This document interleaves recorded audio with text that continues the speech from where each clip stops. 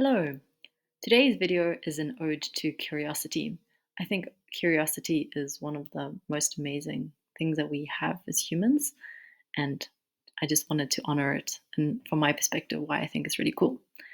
So, the things I'll cover today is firstly, I'll give a bit of a definition of how I think of curiosity and what I think it means, and also using a dictionary definition.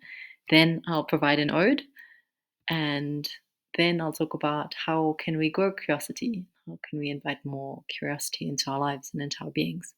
Cool. So starting out with what is the definition of curiosity using the dictionary, it says that it's an eager wish to know or learn about something. That seems like such a lame definition. So let's go into a little bit more detail. I think curiosity means kind of it's that wish that you want to know more, but we can classify it into three different things. So we can be curious about stuff, like how do cars work? And that's the first thing that came to mind, hence the picture. Or how does a piano work? Or, why do the stars shine brightly in the night sky? Or many, many things. I think curiosity is something that we inherently born with, and there's a beautiful age where kids ask a whole bunch of questions, and that's really their curiosity coming to life. And it would be so cool if our education system would focus on honing into that. Anyway, then we can be really curious about other people. So the person sitting across from us, a friend, a stranger, but there's curiosity about kind of human beings and people. And then lastly, I think we can be curious about ourselves, which is kind of being curious to know about ourselves and to learn about ourselves and those sorts of things. So I think curiosity is amazing because we can learn about the world around us and stuff. We can learn about the people around us, or we can learn about ourselves, and we can be curious about any and all of these things. I start out here because when I go to the ode, in which I'm really trying to celebrate why do I think curiosity is so amazing, I'm going to go through those three pieces. So if we start with the stuff we can learn about, I think what's so amazing about curiosity and our ability to be curious is that it enables us to learn. So by being curious and by asking questions, we can learn something.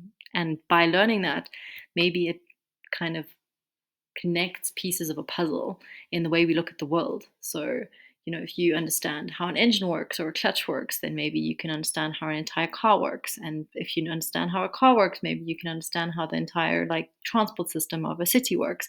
And as you become more curious, your worldview and the things that you understand around it can change, which I think is really cool. And in general, I think curiosity also enables us to expand our worldview and our perspective. So we might see the world from one point of view, but as we learn more things, maybe that perspective changes or our perspective just grows. Many people I chat to, when they talk about traveling, that's the thing that they normally take away from it, is that this kind of ability to be curious and the ability to change your perspective about the world and the way it works. So that's kind of magical, I think. Then, if we think about people, why is curiosity amazing about people? So, the first bit is that once again, we can learn, but maybe the learning is a bit different, and there's two different parts of it. So, the one is that we can learn about another person. When you're in that first phase of falling in love and you're super curious and you basically just want to know everything about the person sitting across from you, you're super curious. So that's really fun and interesting because it's basically trying to be like, how does this person's brain work? What's important to them? What inspires them? Those are all really, really exciting and interesting things to learn from the one perspective. And the other perspective is that, you can know somebody that's super interested in something that you might not be so interested in, and they can teach you about it because it's their interest. So, in my example, is my husband is super into AI or has done a lot of research into it. So the amount of stuff I've learned because he's told me about it because he's watched some videos on YouTube or done some interesting reading is so cool. It's like this whole world that I would never have seen if I wasn't connected to him and if he wouldn't share it with me. And the same applies to the world of gaming. That's like a world that I have no access to, but because it's a world that he really appreciates and loves, it's like I get to learn about this whole different way of and different part of life that isn't part of my own kind of worldview, which I think is quite fun. The second piece is I think that curiosity is quite amazing because it enables us to connect with other people. So by being curious about what interests you, what's kind of yeah, what do you what's fun for you, what's cool, it enables us to find places in which we're similar, in which we're the same. And I think that's quite cool because maybe part of a very great part of the human experience is being able to connect with others. And the last piece is, I think, that by being curious, we can be more compassionate and empathetic towards other people. So, if somebody does something that you don't agree with, then one response is to just judge it. And another response is to be curious, like, why did you do that? How did you get to that conclusion? How did you get to that choice? And often by taking that more curious route, um, I don't know, in my own experience, I find that then I have a lot more compassion for where the person's coming from and how they function, how they look at the world. And then it's a lot easier to be more empathetic and understanding versus judgmental. And then the world is a slightly nicer place. So I'm a big fan of curiosity. Then, if we think about ourselves, I think it's really interesting and cool that we can be curious about ourselves, that we can, as humans, observe ourselves. Isn't that so wild? Like, which other species on this world can do that? I don't know. Maybe somebody else can, but the fact that we can is so fascinating. So I think once again, in all of this, it means we can learn about ourselves. I think it's so fascinating and wild that we don't know everything about ourselves and how our brain works and why we make specific decisions or why we don't make other decisions or why we think about some things and why we feel some things and not other things. Once you start being curious about yourself, the well of things you can explore and learn is so wild, and I think it's so cool. So that's part one. The second piece is I've put in a smiling and laughing emoji. Is that I think what's really great if you start being curious about yourself, or at least in my own experience, is that you can start having a sense of humor about yourself. Because the more you learn about yourself, the more, at least in my own experience, you realize that you have idiosyncrasies and things that don't make sense and contradictions in your own mind and in your own being and in your own choices. And by being curious about it, one can, I don't know, it's helped me be able to laugh at myself, which has brought more joy to life.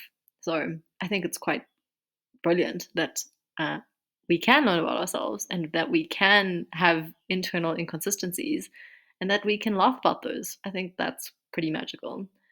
And the last piece is that I think as we ask ourselves more questions and as we reflect, I don't know, it's helped me be more compassionate and kind with myself. So the more I know about myself and the more I understand how I function and also like my biology and how does specific parts of psychology work, it helps me be kinder with myself. So there's something really great about being curious about myself, I think, at least in my experience.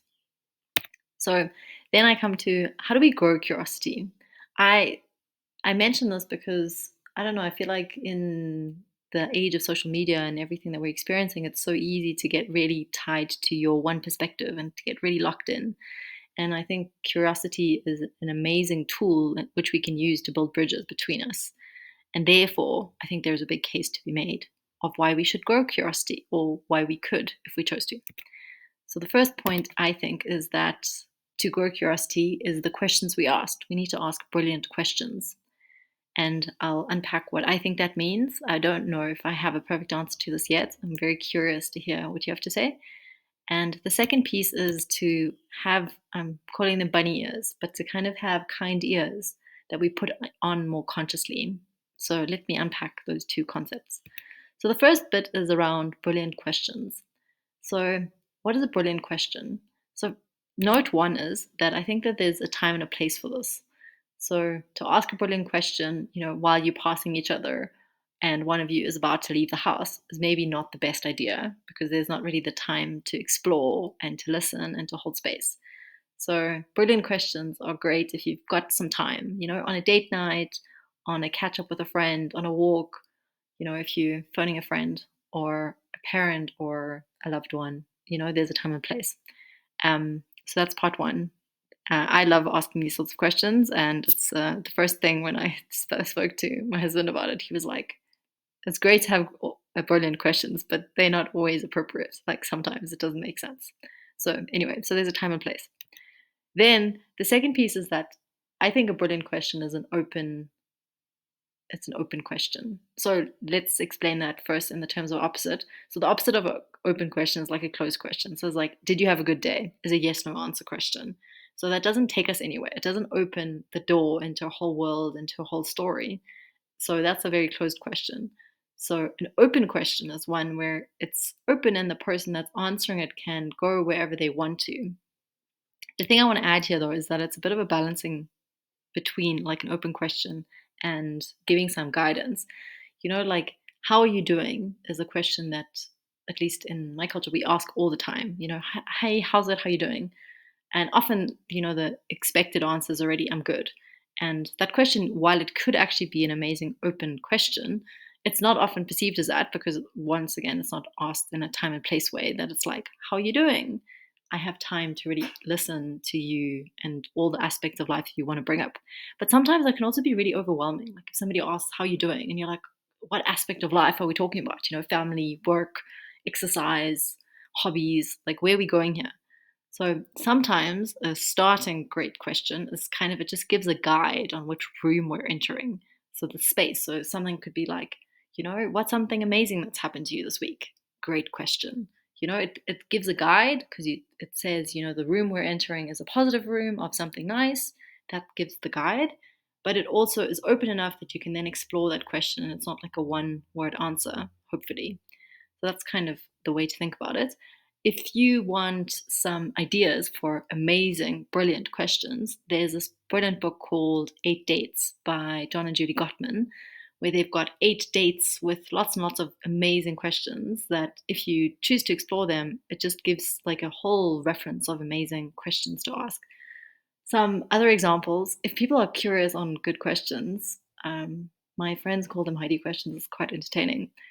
So, for example, last year for my birthday, the question we debated was, what is creativity? That was the question. 2 hours debate later. Oh, it was brilliant. But it was really, really interesting because it brought out lots of different perspectives and lots of different stories. And it was a really, really, I think, brilliant question. Um, and this year, we're debating what is the responsibility of privilege. So, if people want more brilliant questions, I'm happy to give some ideas and sprinkle those around the internet too. Let me know in the comments. Then, so that's kind of a way to think about it, but kind of maybe the question to leave you with is, what is a good question and what inspires conversation and what doesn't? That's kind of the thing to take away, which I think is most important. Right. Then we go into the bunny ears. And the bunny ears is really around, when should we consciously choose to pay more attention, to lean into what somebody's saying. So the first image I have here is as soon as we face resistance. So if somebody's saying something that you are really resisting, where you're like, no, I really don't like what they're saying, that's a really interesting moment to try and actually lean in and be curious, to kind of sit with the discomfort and the grumpiness that maybe you're feeling inside, and then lean in and ask a good question, is the first bit. Or the second piece is, if there's somebody that you feel like has a very different perspective to you, that's a really, really amazing moment to be curious, to be like, how did you get here? So, two examples that I want to mention here. So, I had this amazing experience recently. I was at a event and I was sitting next to somebody at dinner, and we ended up talking about masculinity. And it was so interesting because I could see in a previous version of myself, like 5 years ago, just one or two sentences that this person said would have shut me down. And I would have been like, oh, I can't talk to them. And I would have just shut down. And in this case, instead of that, I said, okay, explain to me what masculinity means to you. What is this concept? You seem really passionate about it. You seem like this is something that's really important to you. Please explain it to me from your perspective. And I just leaned in, and it led to a remarkably amazing conversation where I learned a huge amount about how this person looked at the world, how they thought about the world, how they thought about what it meant to be a man, what it meant to be a good man. And it was really amazing. And I learned so much from it. I think I went home and the next morning I journaled a bunch because it was just such a beautiful lesson. So, it's like I could have chosen in that moment to be like, oh, this person is saying something I don't agree with. And then I just shut down and I walk away.